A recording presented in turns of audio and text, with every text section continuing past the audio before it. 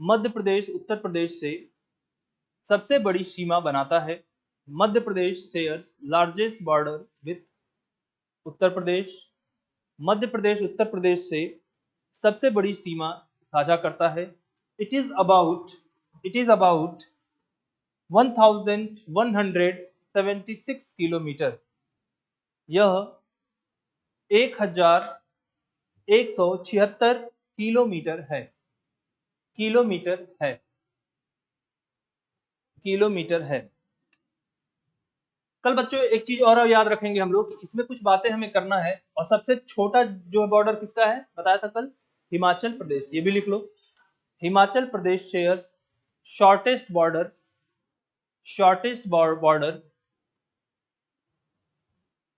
With Uttar Pradesh.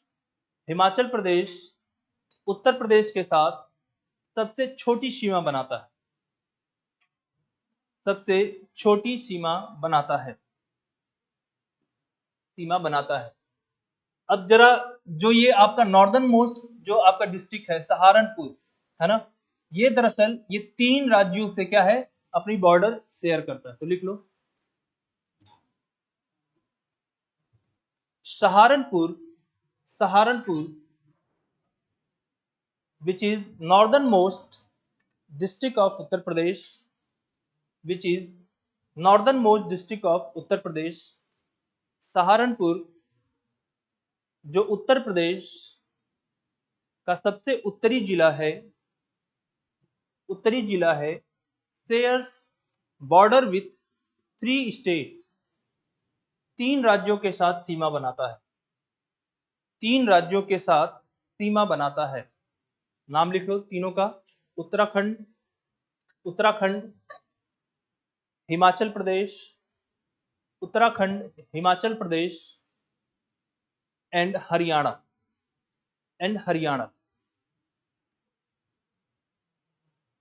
तो 3 राज्य हो गए कौन कौन से? उत्तराखंड, अरे बोलो थोड़ा तेज बोला, उत्तराखंड, हिमाचल प्रदेश और हरियाणा। अब हम बात करते हैं कि अगर इसका सबसे ईस्टर्न मोस्ट डिस्ट्रिक्ट अगर हम देखेंगे तो ईस्टर्न मोस्ट डिस्ट्रिक्ट हमें क्या दिखाई पड़ता है? बलिया, है ना। लिखो the eastern most district is Ballia.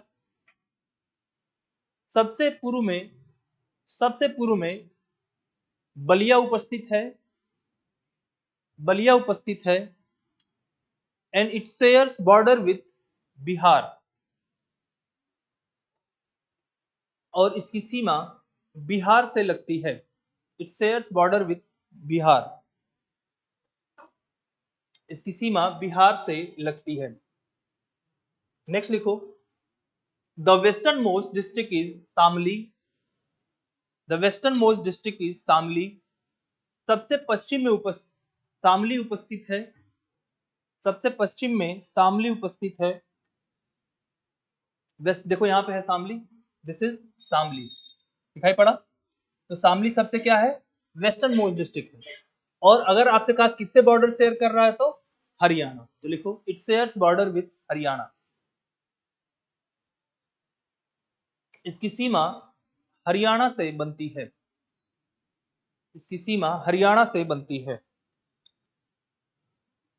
अब हम बात करते हैं बच्चों सबसे सदर्न मोस्ट डिस्ट्रिक्ट कौन सा है? वेरी इंपॉर्टेंट डिस्ट्रिक्ट जिसका नाम है सोनभद्र। लिखो southern most district is Sonbhadra.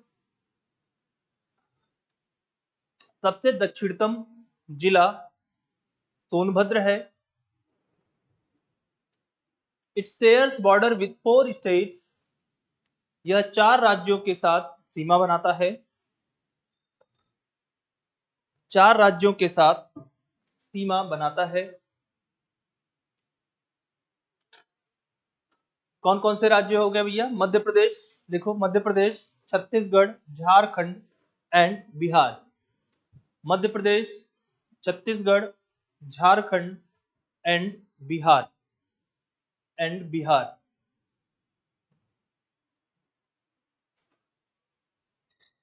देखो Uttar Pradesh shares only 1 international border.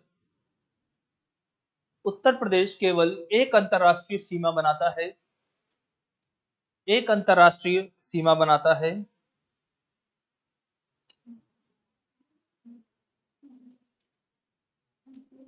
That is Nepal, जो कि नेपाल है, जो कि नेपाल है।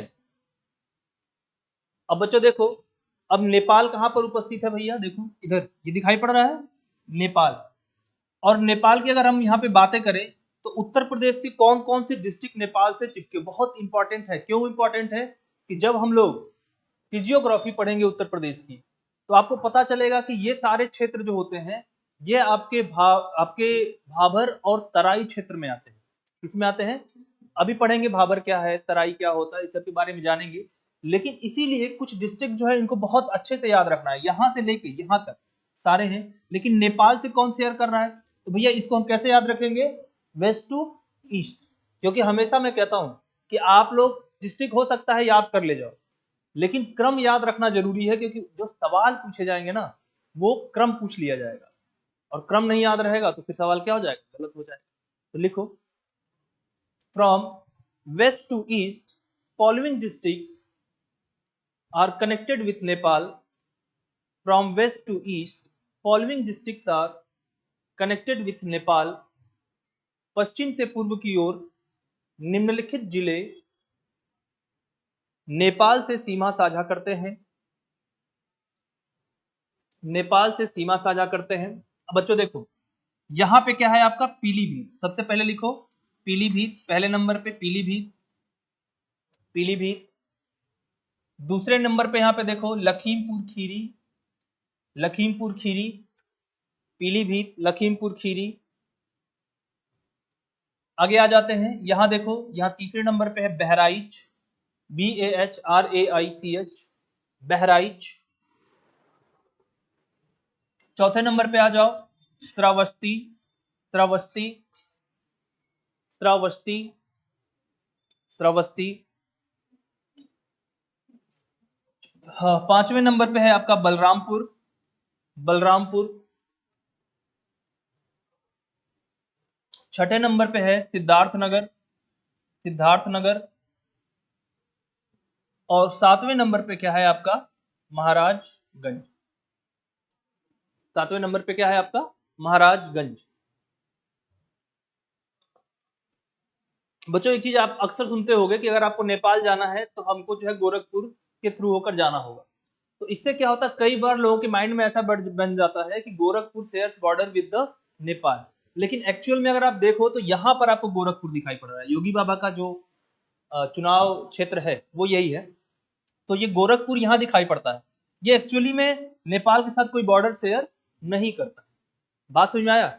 हाँ, लेकिन ये बड़ा डिस्ट्रिक्ट है, और यहाँ पे जो आप जब जाते हैं तो रेलवे स्टेशन के लिए यहाँ पहले जाते हैं कहाँ पे, गोरखपुर जाते हैं, और उसके बाद फिर जाकर महाराजगंज के थ्रू आप कहाँ इंटर कर सकते हैं, नेपाल में इंटर कर सकते हैं। तो अगर आपसे ऐसे पूछ ले कभी कि अगर हमें नेपाल जाना है तो किन डिस्ट्रिक्ट्स के थ्रू हम नेपाल में इंटर करेंगे, तो यही जो 7 डिस्ट्रिक्ट है, इन 7 डिस्ट्रिक्ट को क्या करना है आपको याद रखना है। एक बार बताओ जल्दी से, क्या नाम है, पीलीभीत, फिर क्या है फिर बहराइच, देन श्रावस्ती, फिर बलरामपुर, सिद्धार्थनगर, और देन महाराजगंज। कुल कितने हो गए, कितने हो गए, 7।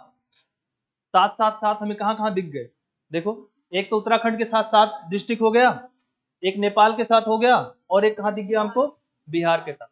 अब देखो कई बार जब हम कंपैरिजन करके याद करने की कोशिश करते हैं तो याद हो जाता है, नहीं तो फिर गड़बड़ हो जाएगा, फिर भूल जाएंगे किसका किसका साथ था, है ना। तो 7 अगर ऐसे याद करना है तो ऐसे याद करो, बिल्कुल नॉर्थ में ये उपस्थित है, ये उपस्थित है, और फिर देखो ये उपस्थित है, सबके कितने हैं 7 7। अब याद हो जाएगा, अब कभी नहीं भूलेगा। समझ में आया कि 7 7 किसके हैं, उत्तराखंड, नेपाल, और इधर कौन है, बिहार। तो इसके 7 7 नेपाल के साथ टोटल जो बॉर्डर है हमारा वो 579 किलोमीटर, लिख लो। The total border length with Nepal, the total border length with Nepal is 579 kilometre. Nepal के साथ कुल सीमा की लंबाई, कुल सीमा की लंबाई 579 किलोमीटर है, 579 किलोमीटर है। आगे यहां तक, चलो इससे हम थोड़ा सा और आगे बढ़ते हैं। अब हमें जो बात करना है बच्चों कि उत्तर प्रदेश के हमने सीमा देख लिया, हमने देख लिया कौन से राज्य के साथ सीमा, उत्तर प्रदेश से कौन से डिस्ट्रिक्ट लगते हैं, कुछ नेचुरल बॉर्डर भी हैं उत्तर प्रदेश से, क्या है, कुछ नेचुरल बॉर्डर यानी प्राकृतिक सीमाएं पाई जाती हैं। तो अगर हम देखें तो बिल्कुल ये उत्तर में जो दिखाई पड़ रहा है ना बच्चों, उत्तर में यहाँ पे शिवालिक रेंज है। क्या है आपका? शिवालिक रेंज। तो देखो शिवालिक रेंज का कोई सिग्निफिकेंट पोर्शन यहाँ यूपी में नहीं है, कुछ एरिया इधर सहारनपुर में दिखाई पड़ेगा और कुछ इधर थोड़ा सा पीलीभीत के आसपास, लखीमपुर खीरी पीलीभीत के आसपास दिखाई पड़ेगा। बाकी ज्यादातर शिवालिक जो है ये किधर है आपके, ये शिवालिक नेपाल के अंदर ही है।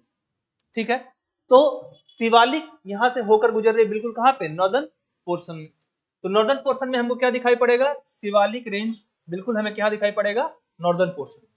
सदर्न पोर्शन में हमें आ जाते हैं थोड़ा सा, अच्छा थोड़ा इधर भी देख लेते हैं पहले, वेस्टर्न और सदर्न दोनों मिला। वेस्टर्न पोर्शन में देखें तो यमुना जो नदी है, यमुना, यमुना सीमा साझा करती है। कौन साझा करता है, यमुना। तो लिख लो, कुछ बातें लिखते चले, साथ में लिखते जाओ। लिखो, इन नॉर्दर्न पोर्शन, उत्तरी हिस्से में, इन नॉर्दर्न पोर्शन, उत्तरी हिस्से में Shivalik makes, Shivalik makes, Shivalik makes natural border, Shivalik प्राकृतिक सीमा बनाती है, शिवालिक प्राकृतिक सीमा बनाती है। इन वेस्टर्न पोर्शन, पश्चिमी भाग में, इन वेस्टर्न पोर्शन, पश्चिमी भाग में Yamuna makes natural boundary, Yamuna प्राकृतिक सीमा बनाती है, प्राकृतिक सीमा बनाती है, बनाती है।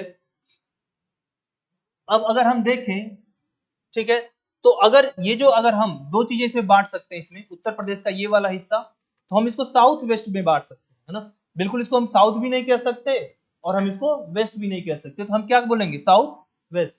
साउथ वेस्ट में यहाँ विंध्यन रेंज है। कौन सा रेंज है, विंध्या रेंज। और विंध्या रेंज जो है ये बॉर्डर शेयर करता है। तो लिख लो, इन साउथ वेस्ट डायरेक्शन, इन साउथ वेस्ट डायरेक्शन, दक्षिण पश्चिम भाग में, इन साउथ वेस्ट डायरेक्शन, दक्षिण पश्चिम भाग में Vindhya range makes natural border boundary, makes natural boundary. Vindhya की पहाड़ियां प्राकृतिक सीमा बनाती हैं, प्राकृतिक सीमा बनाती हैं, बनाती हैं। अब चलो थोड़ा आ जाते हैं हम इधर। तो यहां पे बच्चों हमें क्या मिलता है कि एक रिवर मिलती है जिसका नाम है कर्मनाशा। क्या नाम है इस नदी का, कर्मनाशा। तो इसको हम कौन सा डायरेक्शन कह सकते हैं, हम बोल सकते हैं इसको साउथ ईस्ट डायरेक्शन है।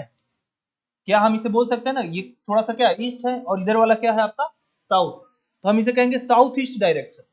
तो साउथ ईस्ट डायरेक्शन में कौन सी रिवर है आपकी, कर्मनाशा रिवर। इसको भी याद रखना है, देखो रिवर्स पढ़ाएंगे अभी हम। तो देखो यहाँ कर्मनाशा है, इसके नीचे इधर क्या है आपका सोन रिवर है, समझ में आया। तो कर्मनाशा एंड इधर कौन है, सोन रिवर। तो लिखो, Karmanasha, Karmanasha makes natural boundary इन south east direction. Karmanasha river, Karmanasha नदी दक्षिण पूर्व हिस्से में प्राकृतिक सीमा बनाती है, प्राकृतिक सीमा बनाती है। हो गया।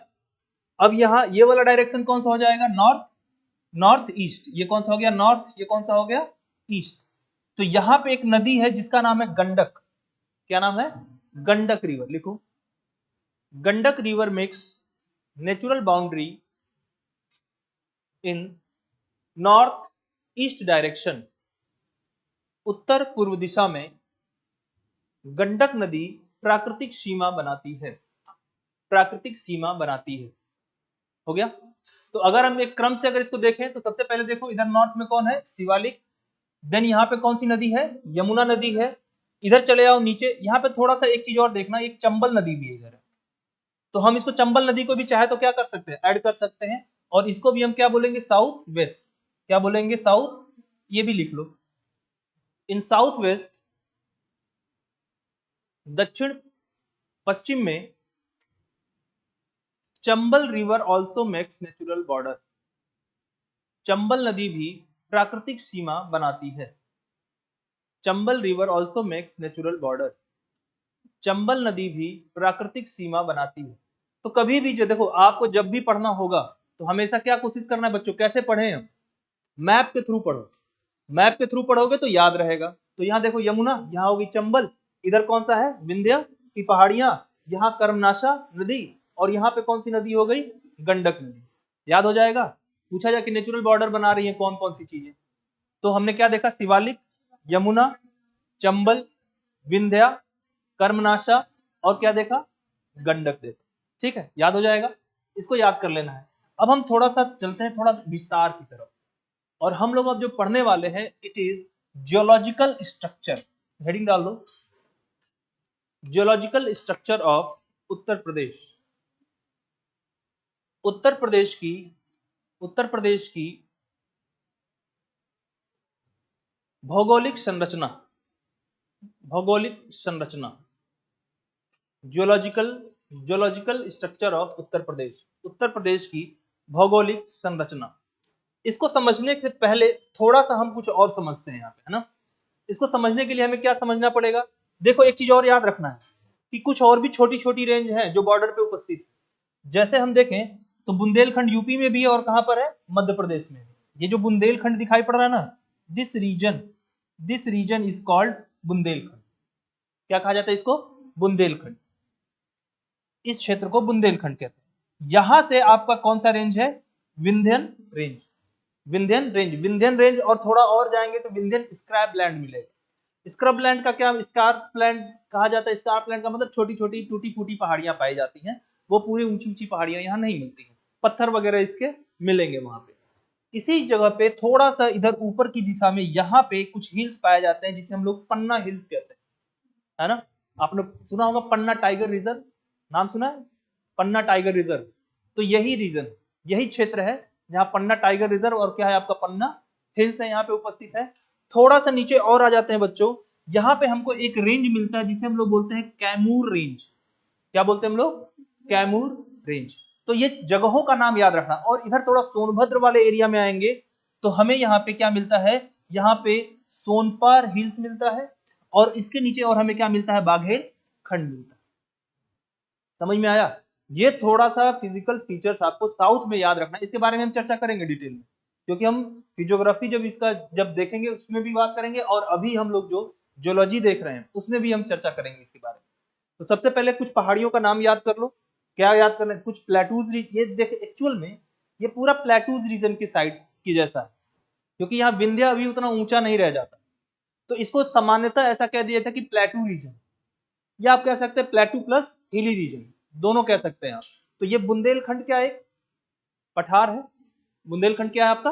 पठार है। ये पन्ना हिल्स लिखा ही हुआ है। इसी तरीके से विंध्या क्या है? एक रेंज है, पहाड़ी है।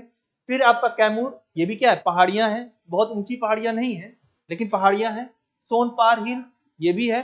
और ये जो आपका बाघेल खंड है it is a plateau. Baghelkhand क्या है? It is a plateau region. तो उत्तर प्रदेश के बिल्कुल साउथ में हमें क्या दिखाई पड़ रहा है? प्लेटू रीजन दिखाई पड़ रहा है। अब इसी हिसाब से अब हम लोग उत्तर प्रदेश की जियोलॉजी को थोड़ा सा हम लोग देखेंगे, और आप लोग थोड़ा एक काम कर लो, इमेज बना लो पहले, ठीक है ना। एक बार उत्तर प्रदेश का नक्शा यहीं से देख के बनाओ। चलो यहाँ से देख के बनाओ, ये ज्यादा क्लियर है। यहाँ से बना लो, फिर इसके बाद बात करते हैं।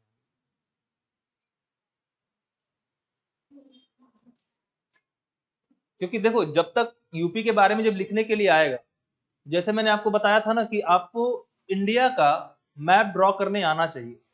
तो अगर जब आप पीसीएस के लिए देने जाएंगे, पेपर 6, पेपर 5, जो भी देने जा रहे हो, तो उसमें बहुत तेजी से उत्तर प्रदेश का नक्शा बनाने आना चाहिए। थोड़ा टेढ़ा मेढ़ा है लेकिन प्रयास करोगे तो बन जाएगा, ठीक है ना। शेर जैसा नहीं लग रहा है? ये पैर है दोनों, ये उसका मुख थोड़ा सा बना दे, इसमें आंख वाँख बना दे।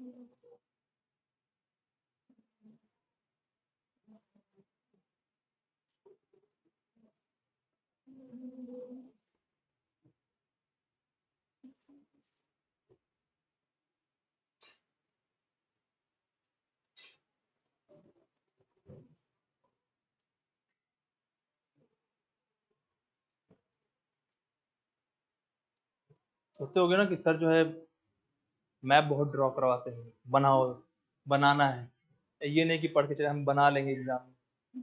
होगा नहीं एग्जाम में, बता दे रहे एग्जाम में सब टेढ़ा मेढ़ा हो जाएगा, पता नहीं क्या खींच के चले जाओगे तुम लोग। तो यहाँ पे अगर 2-3 बार जो है प्रैक्टिस अगर कर लिया तो एक कम से कम आइडिया रहेगा कि हाँ ऐसे बनेगा, और एग्जाम के टाइम पे प्रैक्टिस करके जाना, बता रहे हैं, क्योंकि बड़ा काम आने वाला है। सुनो जरा, उत्तर प्रदेश को हम लोग इस तरीके से अगर जियोलॉजिकल स्ट्रक्चर में देखें तो हम लोग यहाँ पे रॉक्स के माध्यम से इसको हम लोग बांटेंगे, अलग अलग टाइप के रॉक्स। इसमें हम इसको 5 टाइप के रॉक्स में बांटेंगे बच्चों। कितने टाइप के? 5 टाइप के रॉक्स में बांटेंगे, जिसमें सबसे पहले हम लोग आर्कियन रॉक्स के बारे में पढ़ेंगे। आर्कियन रॉक्स बहुत पुरानी रॉक्स है, 4 बिलियन से लेकर 2.5 बिलियन पुरानी चट्टानें। जो सबसे ओल्डेस्ट रॉक्स जो पूरे अर्थ पे पाई जाती हैं, वो कौन कौन सी श्रेणी की रॉक्स होती हैं? आर्कियन श्रेणी की होती है ना। तो आर्कियन श्रेणी की रॉक्स के बारे में हम बात करें। देखो, इसके पहले एक और आपका समय था जिसे महाकल्प कहते हैं, इयॉन। वो इयॉन था आपका हेडियन। तो हेडियन में ऐसा कोई रॉक्स पाया नहीं जाता था। पृथ्वी ज्यादातर जो है आपके तरल अवस्था में थी उस टाइम। लेकिन जब पृथ्वी धीरे धीरे रॉक में कन्वर्ट होना शुरू हुई, धीरे धीरे ठोस होना शुरू हुई, तो जो सबसे पहले जो चट्टानों का निर्माण हुआ था उस कौन से टाइम पे हुआ था? किस इयॉन में हुआ था? आर्कियन में हुआ था। पृथ्वी का एज कितना है भाई? 4.6 बिलियन। कितना है? 4.6 बिलियन। इतना ईयर है वो, इतना पुरानी है।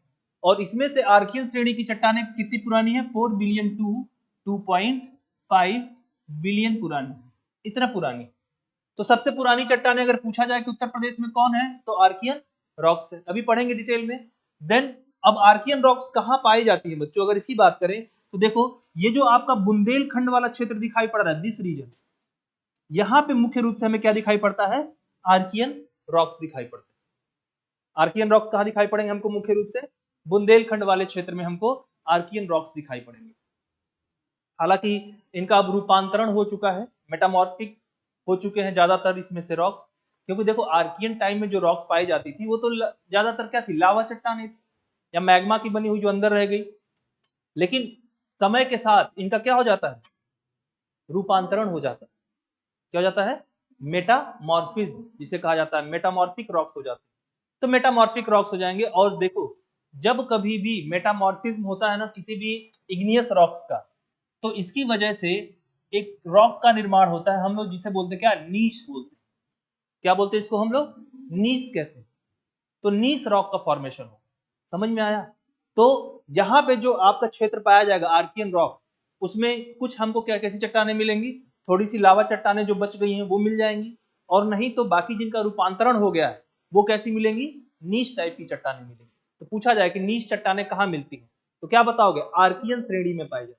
किसे पाई जाती है? आर्कियन। और मोस्टली ये कहाँ पाई जाएंगी? तो कुछ ये आपके बुंदेलखंड वाले रीजन में पाई जाएंगी, थोड़ा ये सोनभद्र वगैरह में भी मिल सकती हैं। ठीक है, अब इसको डिटेल में हम देखेंगे। देन हमारे पास क्या है? विंध्यन रॉक्स। विंध्यन रॉक्स, तो विंध्य के आसपास ये जो पूरा क्षेत्र दिखाई पड़ रहा है, दिस रीजन, ये दिखाई पड़ रहा है, यहाँ पे हमें कौन से रॉक्स मिलते हैं? विंध्यन रॉक्स मिलते हैं। विंध्यन का जब फॉर्मेशन हुआ था उस टाइम की चट्टानें मिलती हैं। आज से 500 बिलियन साल से पुरानी चट्टानें यहाँ पे मिलती हैं। ठीक है ना। अभी पढ़ाएंगे, सब कुछ लिखवाएंगे, बस अभी बता रहा हूँ कहाँ कहाँ पे जगह देख लो कम से कम, ताकि दिमाग में एक छप जाना चाहिए कि हाँ अगली बार जब मैं करने जाऊं तो मुझे ये समझ में दिक्कत ना हो कि विंध्या रॉक्स किधर मिल रही हैं। हमें ये समझने में दिक्कत ना हो कि आर्कियन श्रेणी की चट्टानें किधर मिल रही हैं। ठीक है। इसके बाद हम बात करते हैं गोंडवाना रॉक्स। गोंडवाना रॉक्स काफी पुरानी है, आपके 500 बिलियन से लेकर 180 मिलियन, सॉरी 500 मिलियन से लेकर 180 मिलियन के बीच का जो समय है, ये इसमें क्या फॉर्मेशन हुआ था? गोंडवाना रॉक्स का फॉर्मेशन हुआ। क्योंकि आपको बताया था मैंने कि लगभग जो है आज से 250 मिलियन साल पहले एक बहुत बड़ा लैंडमास हुआ करता था, जिसे हम लोग क्या कहते थे? पेंजिया कहते थे। क्या बोलते थे इसको? पेंजिया कहते थे। और पेंजिया जो ब्रेक हुआ था, ये टूटा था, 2 भागों में टूटा था ना बच्चों। कौन कौन सा टूटा था? हाँ, लॉरेशिया, लॉरेशिया में टूटा था, और किस में टूटा था? गोंडवाना में टूटा था। तो ये जो गोंडवाना का एरिया है, सदर्न पोर्शन, जो ये आपका पेंजिया का सदर्न पोर्शन था, वही क्या था आपका? गोंडवाना था। तो इस पूरे दौरान जो फॉर्मेशन हुआ है उसे हम क्या बोलेंगे? गोंडवाना रॉक्स। और भारत के अंदर जो गोंडवाना रॉक्स पाए जाएंगे बच्चों, देखो ये जो आपका, इधर मैं लिख देता हूं, ये रेड कलर से बना देता हूं। देखो ये वाला जो क्षेत्र दिखाई पड़ रहा है ललितपुर, है ना, ये वाला जो क्षेत्र दिखाई पड़ रहा है सोनभद्र वाला एरिया, इन क्षेत्रों में हमको खासकर से यहाँ से सोन रिवर निकलती है। तो सोन वैली जो है आपका, सोन वैली, इस सोन वैली में आपको क्या दिखाई पड़ती है? आपके ये गोंडवाना रॉक्स मिलते हैं। और गोंडवाना रॉक्स की कुछ खासियत बताएंगे आपको? सोचो, गोंडवाना, जहां पे गोंडवाना रॉक्स, गोंडवाना क्षेत्र पाया जाता है, वहां पे कोल रिजर्व पाया जाता है बच्चों। क्या पाया जाता है? कोल रिजर्व पाया जाता है। तो गोंडवाना अगर बात आ जाती है तो उसका संबंध किससे आ जाता है? फिर कोल रिजर्व से आ जाता है। क्योंकि हमारे यहाँ जो 90% कोयला पाया जाता है ना हमारे इंडिया के अंदर, वो किस प्रकार का है? वो गोंडवाना टाइप का ही है, और वो भी बिटुमिनस का है। गोंडवाना में भी जो कोल का फॉर्मेशन हुआ है, वो टाइप ऑफ कोल, वो बिटुमिनस टाइप का कोल है। कोल पढ़ोगे तो आप जान जाओगे, 4 टाइप के कोल होते हैं, जिसमें एंथ्रासाइट, बिटुमिनस, लिग्नाइट और पीट, ये 4 तरीके के कोल होते हैं। तो सबसे अच्छा कोल कौन सा होता है? एंथ्रासाइट। दूसरा बिटुमिनस। इस तीसरे नंबर पे थोड़ा खराब टाइप का होता है, उसे बोलते हैं लिग्नाइट। और सबसे खराब जो होता है, बिल्कुल रिसेंटली जिसका फॉर्मेशन हुआ है, उसे बोलते हैं पिट। ठीक है ना? तो 4 तरीके का कोयला होगा। तो गोंडवाना में जो कोयला पाया जाता है वो कैसा पाया जाता है? Bituminous type. अभी पढ़ेंगे हम लोग, इसको डिटेल में करने वाले हैं। अभी आपको जस्ट एक जनरल आपके थॉट डेवलप कर रहा हूं दिमाग के अंदर, कि एक थॉट डेवलप हो जाए, तो वो डेवलप रहेगा तो फिर चीजें समझ में आएंगी। तो ठीक है बच्चों, हमें समझ में आया गोंडवाना किधर है, गोंडवाना रॉक्स नीचे कहां पे? ललितपुर। ये कौन सा एरिया है? सोनभद्र का एरिया। ठीक है। अब अगर यहां पर देखें, ये वाले जो पूरा क्षेत्र है, देखो बच्चों यहाँ पे जिसे हम लोग कह रहे थे अभी, चलो उसको देखेंगे अभी, है ना, जब बात करेंगे कि कहां कहां पे विंध्यन श्रेणी की चट्टान है, तो अलग से बात करेंगे। जो आपका चौथे नंबर पे है, ये है आपका टर्सरी सिस्टम। कौन सा सिस्टम? टर्सरी। 65 65 मिलियन साल से लेकर लगभग 2.5 मिलियन साल के आसपास में जो ये बना है पूरा, इसको हम लोग क्या बोलते हैं? Tertiary time. हमारा हिमालय का फॉर्मेशन कब हुआ है? टर्सरी टाइम पे हुआ। यानी कि शिवालिक का फॉर्मेशन कब हुआ है? टर्सरी टाइम पे हुआ है ना? शिवालिक का टर्सरी, यानी कि जो शिवालिक में जो चट्टानें पाई जाएंगी वो किस प्रकार की होंगी? टर्सरी टाइप की होगी। और अभी मैंने बताया कि शिवालिक जो है उत्तर प्रदेश में मुख्य रूप में यहाँ जो सहारनपुर वाला एरिया है, दिस रीजन, यहाँ पे उपस्थित है। कहां पर उपस्थित है? सहारनपुर वाले एरिया में। तो मुख्य रूप से ये जो टर्सरी टाइम की जो हमको चट्टान, क्वाटरनी रॉक, क्वाटरनरी रॉक्स, चतुर्थक काल की चट्टानें, क्वाटरनरी रॉक्स, ये है क्वाटरनरी रॉक्स, चतुर्थक काल की चट्टानें। हो गया भैया, बच्चा लोग इतना कर लिए। अब थोड़ा सा जो आपने इमेज बनाया था उसमें कुछ चीजें ऐड कर लो इसमें, कि बुंदेलखंड का रीजन कहाँ है, बनाया था ना अभी, तो उसमें ऐड कर लो। बुंदेलखंड का क्षेत्र किधर है? बुंदेलखंड। आप इधर ऐड कर लो पन्ना हिल्स, इधर ऐड कर लो विंध्यन रेंज, फिर यहाँ पे कैमूर रेंज, फिर सोनपार हिल्स, और इसको बाघेलखंड, ताकि आपको याद रहे, जब भी आप मैप देखो तो याद रहे कि कौन से क्षेत्र हैं।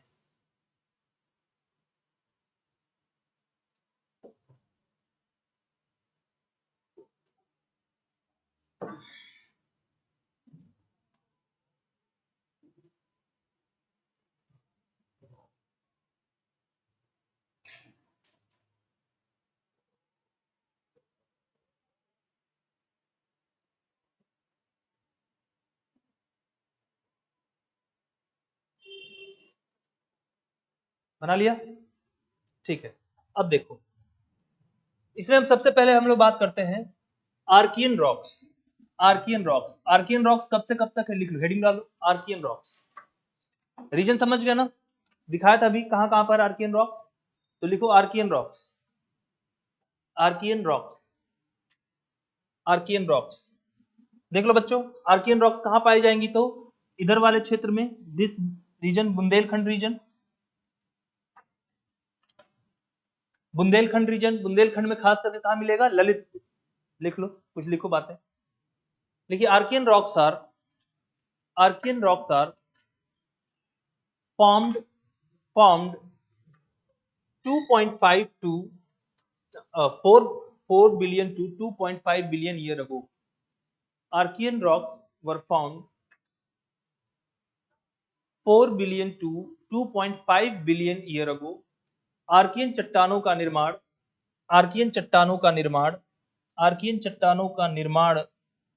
4 से 2.5 बिलियन साल पहले हुआ था। It is oldest geological structure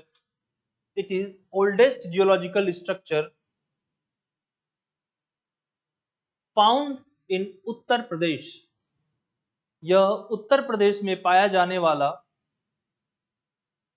सबसे पुराना क्षेत्र है। इट इज मोस्टली लोकेटेड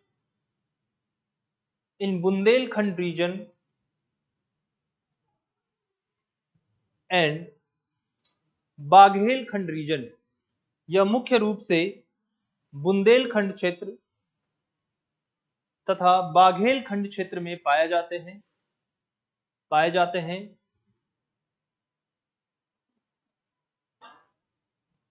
सच जैसे कि in Lalitpur district and Sonbhadra district, जैसे कि ललितपुर जिले में और सोनभद्र जिले में।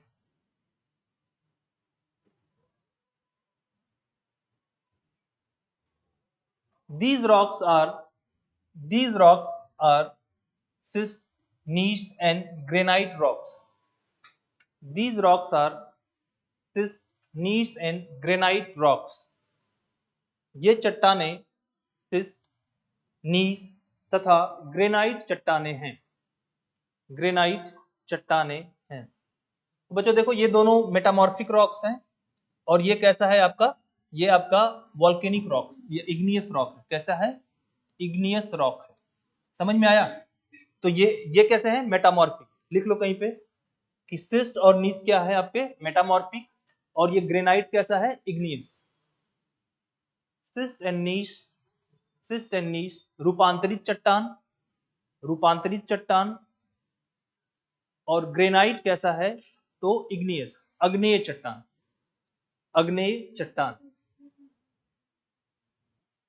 समझ में आया? अब बच्चों एक बात और जानो, जो ये पुरानी जो चट्टानें जितनी, क्योंकि ये पुरानी चट्टानों में जो लावा का उत्सर्जन हुआ था, बाहर आया था जो लावा, तो उसकी वजह से इनका फॉर्मेशन हुआ है, तो काफी पुरानी है और इनकी वजह से हमें मेटल काफी मिलते हैं इसमें। क्या मिलते हैं? क्योंकि देखो कहीं पर भी अगर लावा निकलता है तो लावा कहाँ से आता है? भूगर्भ से आता है, अंदर से आ रहा है। और अंदर आप जानते हो कि जैसे जैसे हम नीचे जाते हैं ना अर्थ के, वैसे वैसे मेटल कंटेंट जो होता है अर्थ के अंदर, वो क्या है? वो बढ़ता चला जाता है। तो अगर अंदर से कोई चीज आ रही है तो इसमें क्या पाया जाएगा? मेटल पाया जाएगा। तो इसमें भी क्या मिलेगा हमको? मेटेलिक मिनरल्स मिलेंगे। तो लिख लो, these rocks are known for precious minerals।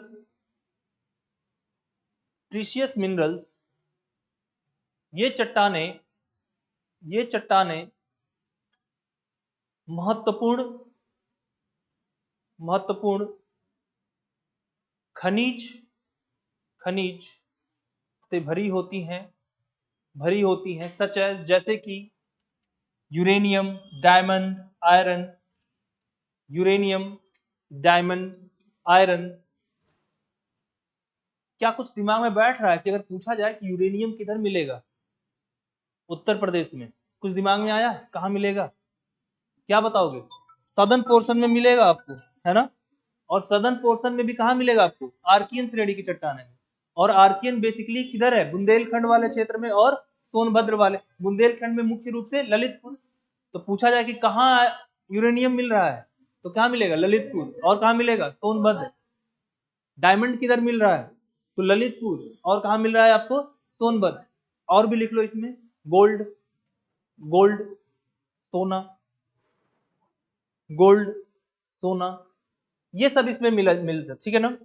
अब देखो बुंदेलखंड के अंदर नीस चट्टानें पाई जाती है। कौन चट्टानें पाई जाती हैं? नीस। किसी ये चट्टानें हैं, ये बहुत ही पुरानी आर्कियन श्रेणी की चट्टानें हैं और ये एक तरीके से ये जो ग्रेनाइट का ट्रांसफॉर्मेशन होता है, रूपांतरण होता है, तो उसकी वजह से इसका क्या होता है? निर्माण होता है। लिख लो, इन बुंदेलखंड रीजन, बुंदेलखंड के क्षेत्र में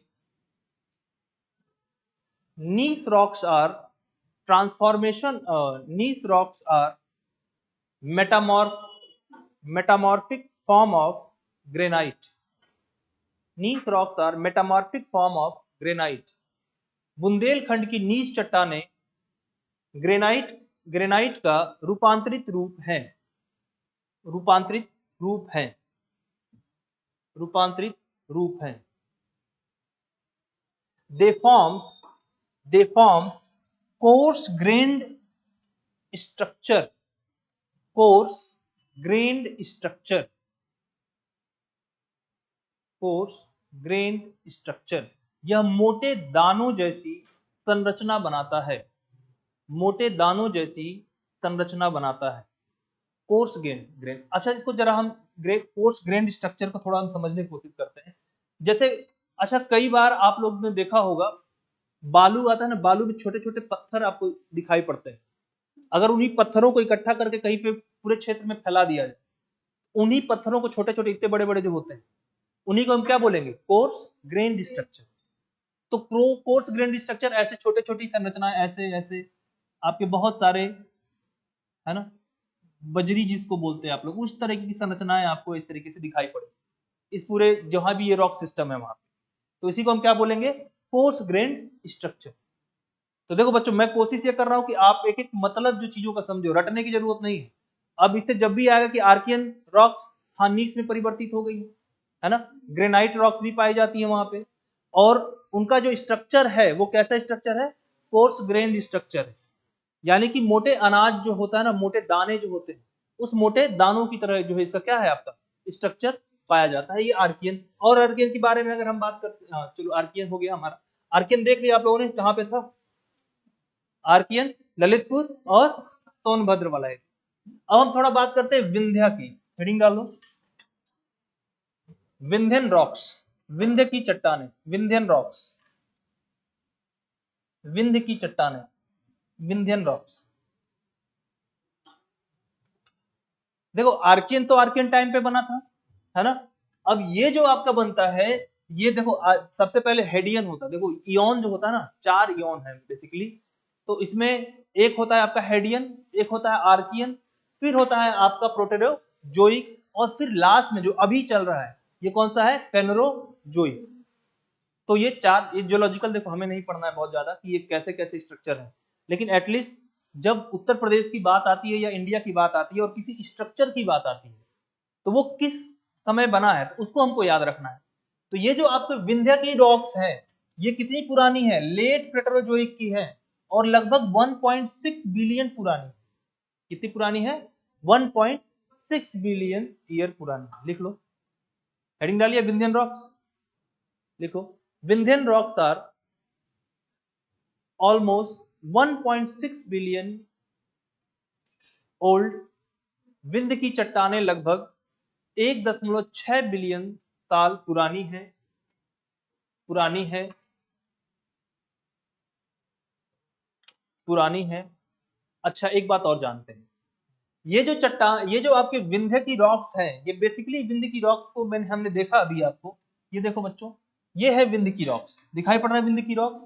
तो अगर देखो तो ये वाला जो क्षेत्र दिखाई पड़ रहा है ना बच्चों, ये दिस रीजन, ये पूरा का पूरा ये वाला क्षेत्र, यहां से ये जो आपका क्षेत्र this region, this is plain region. कैसा रीजन है ये? प्लेन का क्षेत्र है, मैदानी क्षेत्र है। तो और थोड़ा सा और नीचे आ जाते हैं हम लोग, तो यहाँ पे हमको क्या मिलेगा? विंध्या रेंज मिलेगा। तो बेसिकली विंध्या रेंज से हमारा क्या स्टार्ट हो जाता है? पेनिनसुलर इंडिया स्टार्ट हो जाता है। क्या स्टार्ट हो जाता है? पेनिनसुलर इंडिया स्टार्ट हो जाता है, प्रायद्वीपीय भारत। तो एक तरीके से देखें तो नॉर्दर्न प्लेन, है ना, नॉर्दर्न प्लेन और पेनिनसुलर इंडिया के बीच में एक डिवाइड का काम कर रहा है। विंध्यन रॉक्स क्या कर रहे हैं? डिवाइड का काम कर रहे हैं। किसके बीच में डिवाइड कर रहे हैं?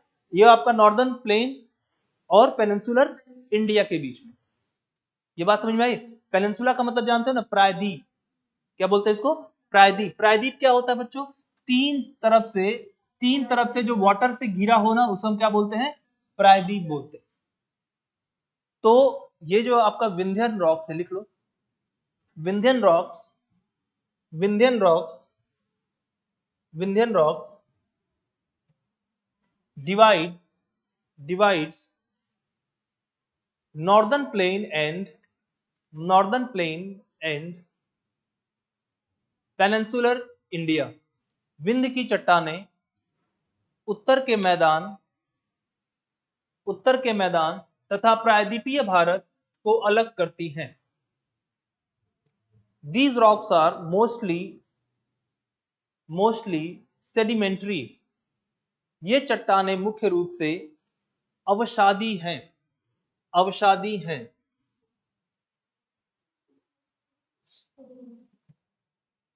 अब सुनो, ये जो आपके विंध्य की जो चट्टानों का निर्माण हुआ है बच्चों, ये एक्चुअल में these are found by the denudation of the Cuddapah rocks. तो पूछा जाएगा कुडप्पा रॉक्स जो हैं ये कहां पर हमें मिलेंगे? तो कहां मिल जाएंगे? विंध्यन क्षेत्र। आर्कियन पुराना है कि कुडप्पा पुराना है? तो आर्कियन ही पुराना है। और ऑब्वियसली मैं क्रम से ही आपको पढ़ा रहा हूँ। मेरा प्रयास यही रहता है कि आपको क्रम से पढ़ाऊं, ताकि उससे पढ़ोगे तो दिमाग में बैठा रहेगा वो चीजें कि हाँ सर ने ऐसे क्रम से पढ़ाया, तो यानी कि वो एज के हिसाब से बता दिया हमको। तो ये कुडप्पा जो रॉक्स हैं, कुडप्पा टाइम के, उनका जो टूटा फूटा, उनकी वजह से इनका फॉर्मेशन हुआ है, वही उन्हीं का क्या हो गया? अपलिफ्टमेंट हो गया। और बेसिकली उस समय जो डिपॉजिट था तेथी सागर के अंदर, उसकी वजह से इसका क्या हुआ है? फॉर्मेशन हुआ है। समझ में आया? लिख लो इस बात को, लिखो, these are formed by the denudation of the Kudappa rocks and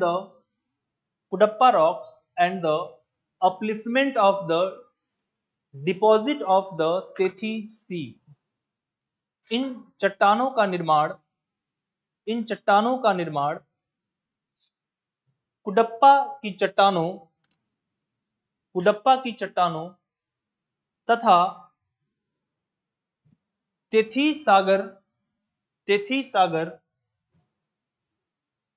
के निक्षेपों के ऊपर उठने के कारण हुआ है।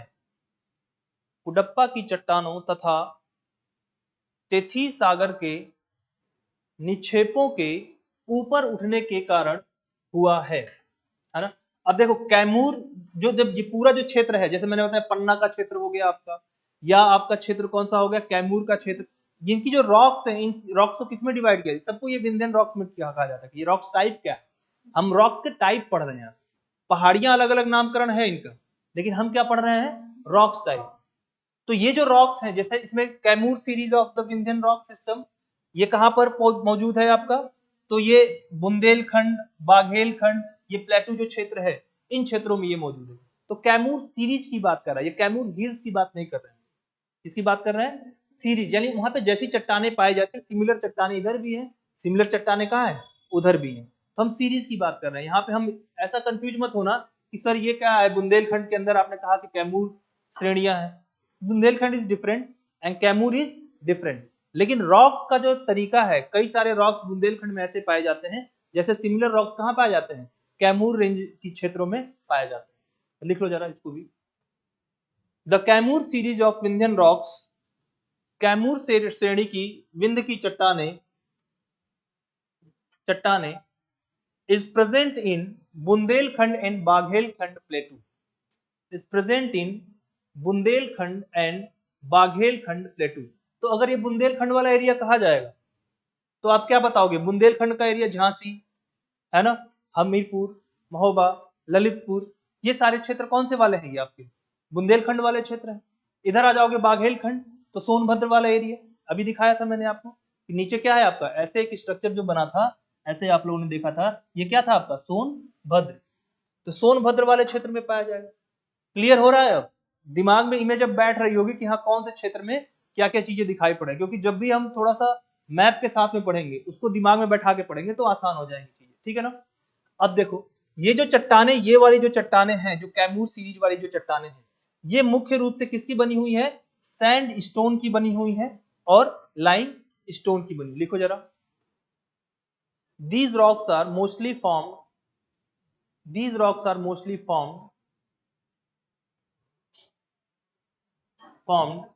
of minerals like sandstone and limestone।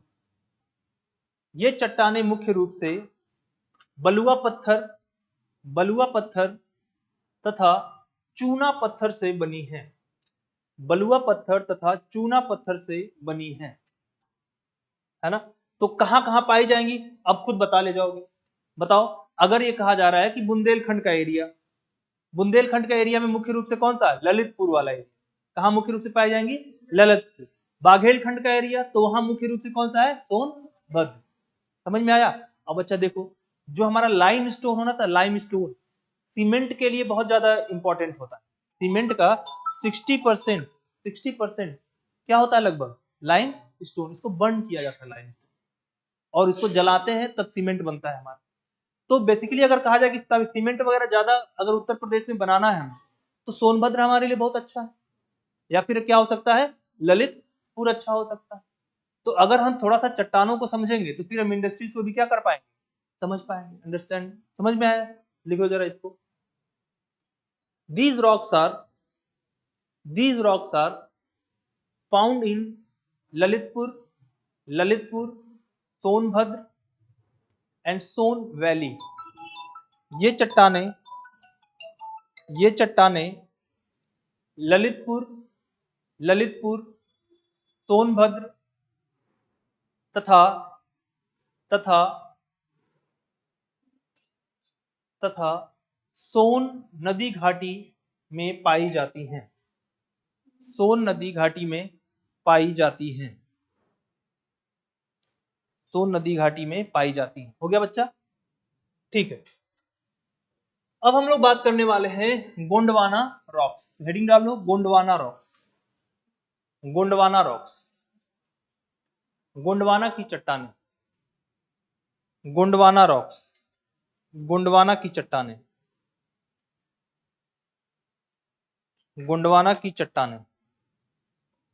लिखो, these rocks are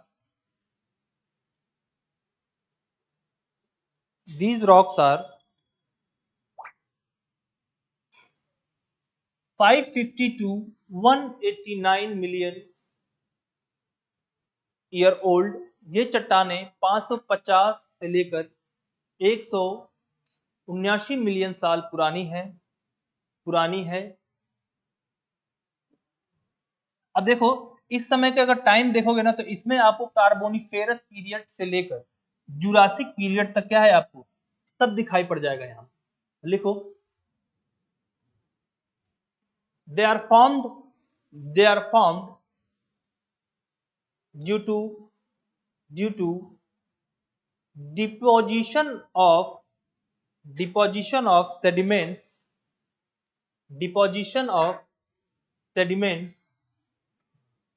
during Carboniferous period to Jurassic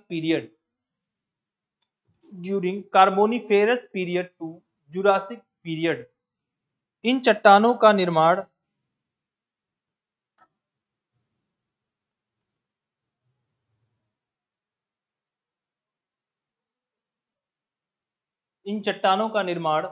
कहां से कहां तक हुआ है? कार्बोनिफेरस पीरियड से लेकर जुरासिक पीरियड तक हुआ है।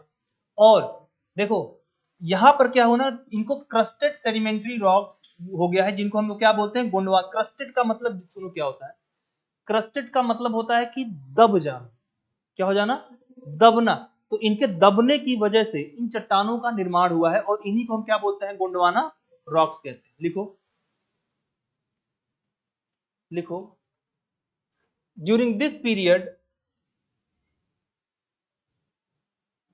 these crusted rocks were found this in during this period these crusted rocks were found। इस समय के दौरान इन इन चट्टानों का निर्माण हुआ and they are called Gondwana rocks, और इन्हें गोंडवाना चट्टाने कहते हैं। They are called Gondwana rocks.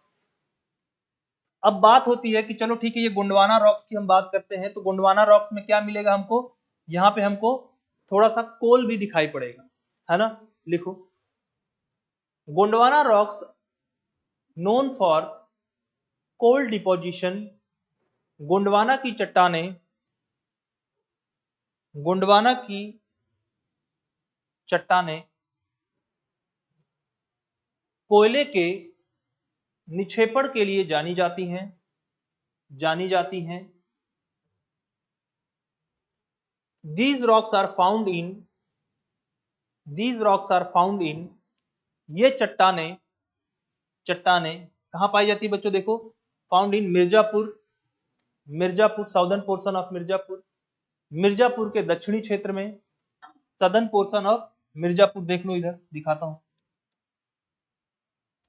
ये देखो, तो यहाँ पे आपको क्या दिखाई पड़ रहा है, मिर्जापुर। तो ये मिर्जापुर का ये कौन सा पोर्शन, सदर्न पोर्शन। यहाँ में क्या दिखाई पड़ रहा है, सोनभद्र। तो लिखो, southern portion of Mirzapur, Sonbhadra, Sonbhadra, Chitrakoot, Chitrakoot and Prayagraj, Chitrakoot and Prayagraj. अब एक बार फिर से आ जाते हैं, चित्रकूट और प्रयागराज देख लो जरा यहाँ जल्दी से। तो आपको चित्रकूट प्रयागराज कहाँ दिखाई पड़ता है, ये देखो, ये दिखाई पड़ रहा है क्या, प्रयागराज। यहाँ क्या दिखाई पड़ रहा है, चित्रकूट। तो बेसिकली ये जो क्षेत्र आपको दिखाई पड़ रहा है, यहाँ पे क्या दिखाई पड़ रहा है आपको, कुछ गोंडवाना के रॉक्स दिखाई पड़ेंगे, है ना। और कुछ गोंडवाना के रॉक्स कहाँ दिखाई पड़ेंगे, यहाँ पे ललितपुर में दिखाई पड़ेंगे। तो लिख लो, ललितपुर एंड ललितपुर एंड ललितपुर। लिखो, these rocks have reserves of, these rocks have reserves of coal, iron ore। इन चट्टानों में कोयला, कोयला, लौह अयस्क, kaolin, sandstone and fire clay, sandstone and fire clay. इन चट्टानों में कोयला, कोयला, लौह अयस्क, केओलिन, बलुआ पत्थर और फायर क्ले पाया जाता है, फायर क्ले पाया जाता है। ठीक है, तो इतना आपको किसमें याद रखना है, गोंडवाना। अभी देखो, हमें भी माइंस मिनरल्स इस सब की बातें अभी नहीं कर रहे हैं। जब करेंगे तो आपके दिमाग में ये इमेज रहेगा कि चट्टानों का कौन सी है। तो जब माइंस मिनरल्स जाएंगे तो अपने आप दिमाग में क्या बन जाएगा, वो छवि छप जाएगी कि हाँ, यहाँ पे इंडस्ट्री अगर ये है तो इसके पीछे इसका कारण क्या है, यहाँ पे ये मिनरल्स पाया जा रहा है तो उसके पीछे इसका कारण क्या है। तो यहाँ से जो देखो, अगर आप ध्यान से देखोगे बच्चों ना, तो यहाँ से देखो, सोन रिवर आपको दिखाई पड़ रही है, सोनभद्र से होते हुए ऐसे करके कौन सी नदी जाती है, सोन रिवर जाती है। तो ये जो आपका ये पूरा क्षेत्र है, दिस रीजन, इसको हम क्या बोलते हैं, सोन वैली कहा जाता है। समझ में आया। तो मेनली उत्तर प्रदेश में जो कोल डिपोजिशन दिखाई पड़ेगा, वो कहाँ दिखाई पड़ेगा हमको, सोन वैली वाले क्षेत्र में दिखाई पड़ेगा। तो आपको मेंस के आंसर लिखना है तो इसी तरीके से आंसर लिखने पड़ेगा। बाकी हमारे पास दो रॉक्स टाइप के और बचे हुए हैं, तो उसको हम लोग, जिसमें हमारे पास टर्सरी है, क्वाटरनरी है, उसे हम लोग कल कर लेंगे। फिर हम लोग थोड़ा सा इसका फिजियोग्राफिकल डिवीजन देखेंगे, और जिसमें हम लोग देखने वाले हैं क्या क्या, इसमें हम लोग पहले देखेंगे कि जो आपका हिली रीजन, प्लेन रीजन कौन सा, हिली रीजन, प्लेन रीजन, जिसमें हम लोग भाबर बांगर में, भाबर तराई में बांटेंगे, प्लेन में बांटेंगे, और फिर हम लोग उसको प्लेटू रीजन में बांटेंगे। 3 भागों में उसको बांट के अलग अलग, यानी कि उत्तर प्रदेश के जितने भी एस्पेक्ट हो सकते हैं जहां से क्वेश्चन आपसे पूछे जा सकते हैं, वो सारे करेंगे हम लोग। ठीक है ना। तो चलो भाई, आज की क्लास यहीं रखते हैं, कल इसके आगे हम फिर चर्चा करेंगे। चलो आज यहीं रखते हैं, थैंक यू सो मच।